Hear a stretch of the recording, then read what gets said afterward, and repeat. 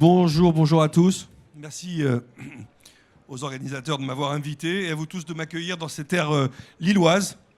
Je suis extrêmement ému d'être parmi vous ce matin parce que c'est ici qu'est née ma plus belle campagne. Je vais la partager avec vous si vous ne vous en rappelez pas. Cette campagne qui a fait naître en moi l'idée de poser les bases d'une nouvelle méthode de réflexion. Et c'est aussi cette campagne qui m'a fait rebaptiser mon agence et qui s'appelle désormais Les Influenceurs. Et cette vision, cette méthode, elle s'appuie sur 3 idées très simples. La première, c'est que notre métier aujourd'hui n'est plus d'envoyer des communiqués de presse, c'est donner une chance à des idées d'être mises en débat. La deuxième, c'est que le meilleur média, le média le plus efficace, c'est celui de l'opinion publique. Et le troisième, c'est qu'on est définitivement, on a changé de monde, on est passé de l'ère du message à l'ère du partage. Alors pourquoi j'ai écrit un livre ? Parce que c'est un peu présomptueux et prétentieux de vouloir écrire un livre. En fait, j'ai écrit un livre parce que la réponse se trouve au chapitre 7 de ce livre. Ce chapitre raconte la campagne qui, à ce jour, est la plus passionnante que j'ai jamais eu à réaliser. Celle pour qui nous avons obtenu le droit de travailler le dimanche pour une catégorie de la population. Cette campagne, elle a permis d'obtenir un décret qu'on a appelé le décret bricolage. Et elle a surtout permis à un certain Emmanuel Macron d'écrire une partie de sa loi et, sans aucun doute, puisqu'il a eu la gentillesse de me le confirmer, d'écrire une partie de son futur. Donc cette campagne, elle s'appelle Les bricoleurs du dimanche, c'est-à-dire le combat des salariés des enseignes Leroy Merlin et Castorama, que vous connaissez bien ici, évidemment, pour travailler le dimanche. Donc cette méthode, elle est née de la stratégie qu'on a mis au point. C'est en constatant le succès de cette campagne que j'ai décidé de la raconter. Et c'est surtout en mesurant sa popularité que j'ai compris que la com avait bien changé et qu'il fallait que, sous peine de disparition, il fallait prendre part à ce changement. Alors, quelle stratégie rapidement ? Je crois qu'on en reparlera un petit peu dans la table ronde. On entend depuis longtemps, c'est-à-dire depuis la naissance de Facebook, nos politiques parler de démocratie participative. On assiste à la prééminence de ces réseaux sociaux et de ses cousins, tant dans la sphère sociale que dans la sphère économique. Et lorsque je suis convoqué fin 2012 au siège de Leroy Merlin, je suis assez loin de me douter qu'un an après, on aura contribué à changer la société. Je suis encore plus loin de me douter que je vais faire l'objet d'une enquête du Canard enchaîné et du Huffington Post, manipulée ou influencée, si vous voulez bien, par des gens plutôt moyennement bien intentionnés. Je suis encore plus loin de me douter que je vais me retrouver dans le bureau du Premier ministre, Jean-Marc Ayrault à l'époque. Il n'est pas resté très longtemps, mais en tout cas, moi, j'ai été dans son bureau. Et il va me donner la clé de ce livre, en une phrase. Continuez à faire du bruit, on fera le reste. Et dernière chose qui m'étonne encore, c'est que je suis encore plus loin de me douter qu'une émission de télévision sera consacrée à cette affaire, parce qu'à l'époque, pour moi, c'est pas autre chose qu'une campagne de com, et à la toute première étape, un brief d'agence en compétition, et donc sous pression pour le gagner. Alors, quelle stratégie on a mis au point ? Eh bien, tout simplement de ne pas faire de communication, et de laisser la parole aux gens concernés, c'est-à-dire les salariés. Nous, la seule chose qu'on a fait, c'est qu'on les a accompagnés, on les a aidés à monter un mouvement et à se faire plébisciter. Et ce mot, il est important parce que le mot plèbe, en latin, c'est le peuple. Et être plébiscité, c'est obtenir le blanc-seing du peuple. De nos jours, pour être plébiscité, c'est peut-être plus facile qu'à l'époque des Romains. Il faut remplir 2 conditions. Il faut prendre la parole sur les réseaux sociaux et convaincre les médias. Et les médias qui, eux-mêmes, se nourrissent de légitimité sur ces fameux réseaux sociaux. Alors, je vous laisse rentrer dans le détail de cette campagne en lisant le livre, si vous voulez. Vous en découvrirez d'autres, évidemment, pas forcément de nous, mais son point de départ est le noyau de notre méthode. Vous voulez travailler le dimanche ? Eh bien, dites-le. Non pas à vos patrons, qui sont d'accord avec vous pour une fois et vous y encouragent, mais aux gens qui peuvent faire basculer le seul vrai média universel, qui est l'opinion. Dites-le à vos communautés, dites-le aux journalistes, mettez-vous en scène, créez des circonstances, des occurrences visuelles, puissantes, pour gagner des instants, des petits instants de présence médiatique et virtuelle. Parce que vous y trompez pas, mesdames et messieurs, aujourd'hui, nous vivons dans une dictature.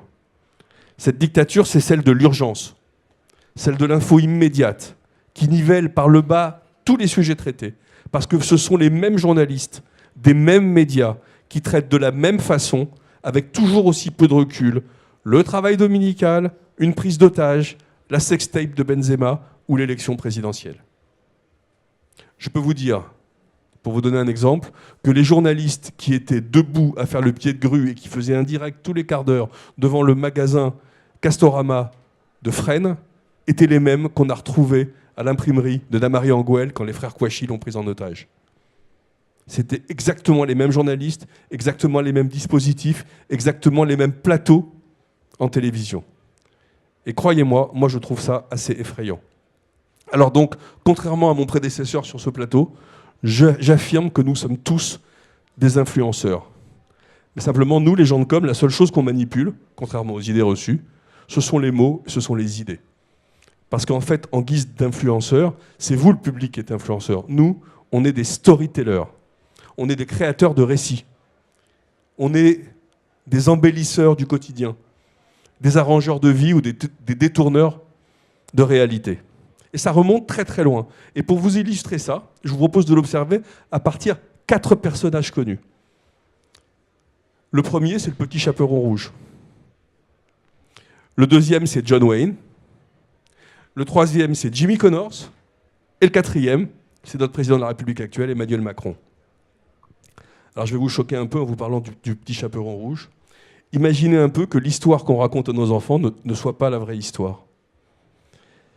Imaginez un peu qu'un journaliste, en quête de sensationnel, décide d'enquêter sur cette affaire de chevillettes, de bobinettes, de pattes blanches et de grandes dents. Et qu'est-ce qu'il va découvrir? Que le grand méchant loup s'appelle Harvey Weinstein. Et que le petit chaperon rouge va devenir le symbole du hashtag Balance ton porc. Car elle est soumise à un odieux chantage depuis des années et que la grand-mère a enfin décidé de parler. Alors évidemment, loin de moi l'idée de minorer cette horrible affaire, et je suis le premier à me réjouir de la liberté de parole qu'elle a permis d'obtenir. Enfin. Mais le petit chaperon rouge, c'est une histoire intemporelle et qui, selon l'angle de vue, peut être un drame ou une belle histoire pour enfants. C'est donc une affaire d'époque, une affaire de vision, mais aussi une affaire de message à faire passer. Voilà pour le premier exemple. Le deuxième exemple, ça va parler à une certaine génération, c'est John Wayne, ou L'homme qui tua Liberty Valance. Je ne sais pas si des gens dans cet espace ont vu ce film. Si personne ne l'a vu, je vous recommande de le voir. En fait, ce film, c'est un western. Ça s'appelle un serious western. C'est le premier film sur la communication politique. Il est tourné en noir et blanc par le maître du genre, par John Ford. Et il se situe juste autour du tout premier débat politique télévisé entre Kennedy et Nixon, qui a vu Kennedy, évidemment, pulvériser Nixon.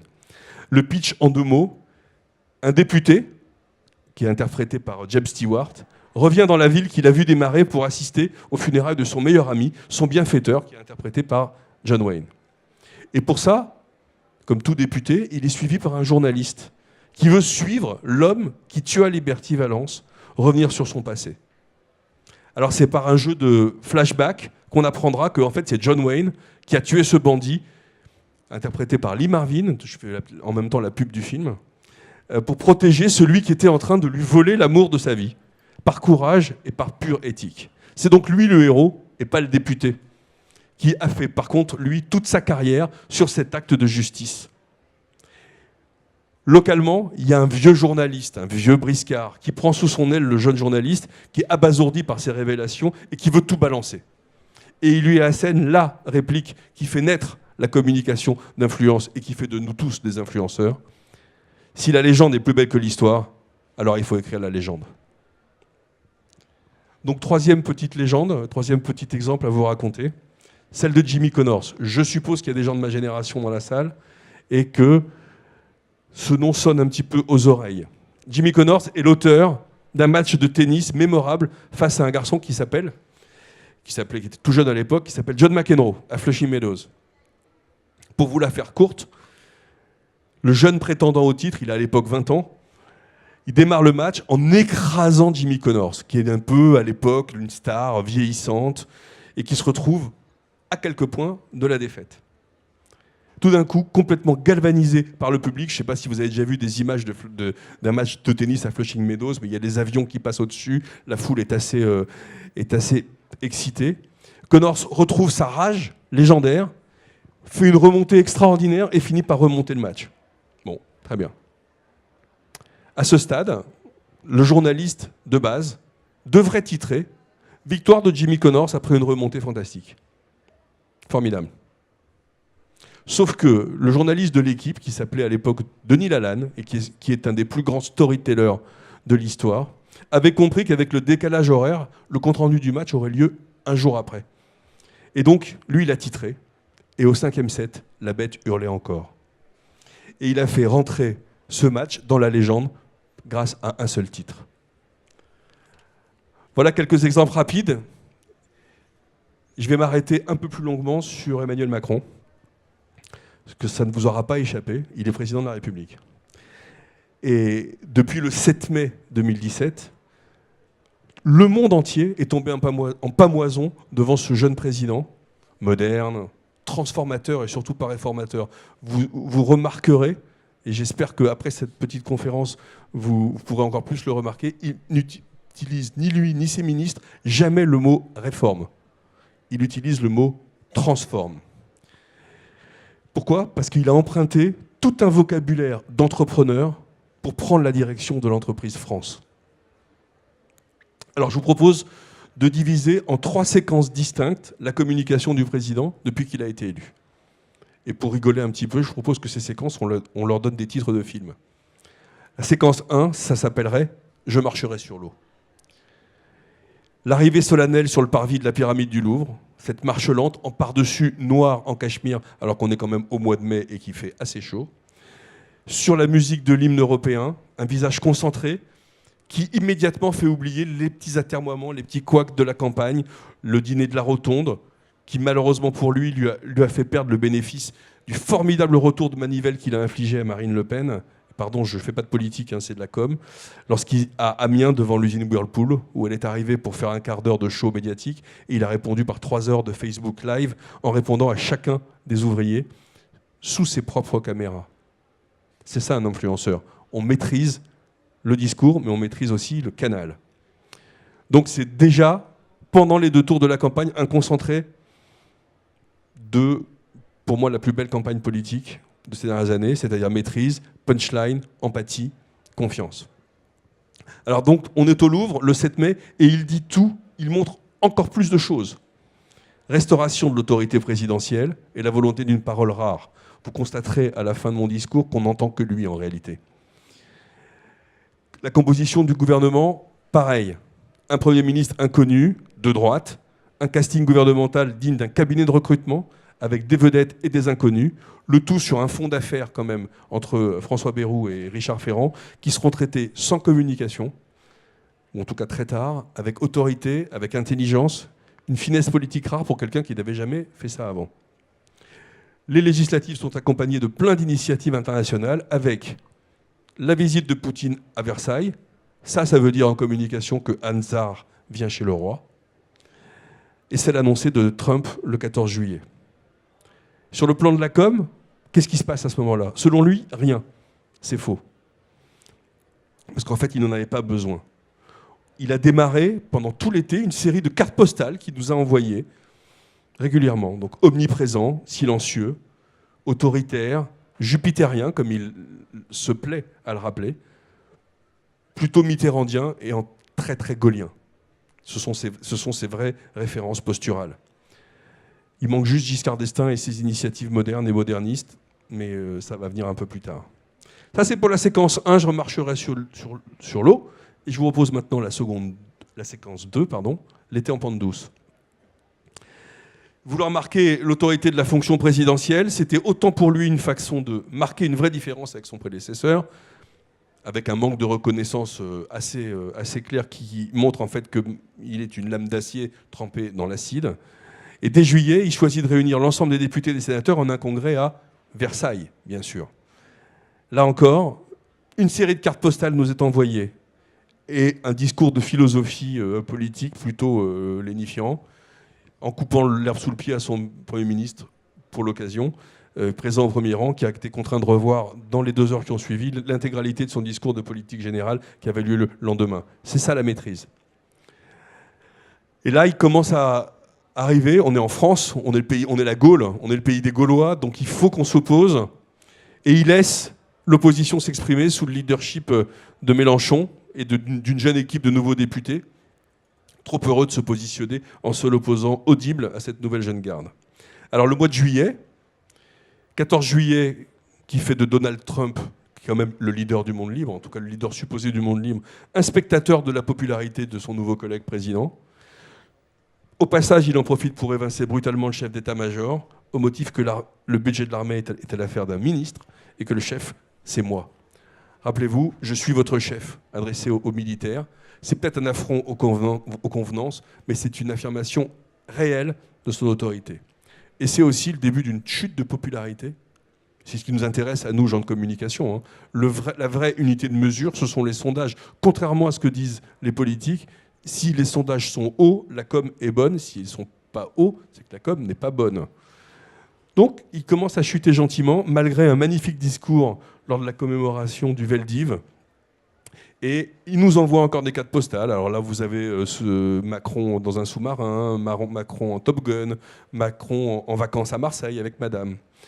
Et comme, je vous l'ai dit tout à l'heure, on est dans une dictature, la dictature de l'urgence, celle de l'info en continu, et ben les médias, ils ont absolument horreur du vide. Et notamment de la chaise vide. Ils ont besoin de s'occuper, surtout quand l'actualité est au ralenti. Alors, qu'est-ce qui s'est passé pendant tout l'été ? On a glosé sur les... J'étais assez présent sur les plateaux de télévision à ce moment-là. Les seuls sujets, c'était pourquoi est-ce qu'on ne voit pas les ministres ? Pourquoi est-ce qu'on n'entend pas les nouveaux ? Et on n'entendait finalement que la voix médiatique et non plus la voix politique. Et ça fait mal à la popularité. D'autant que la rentrée a été chaude.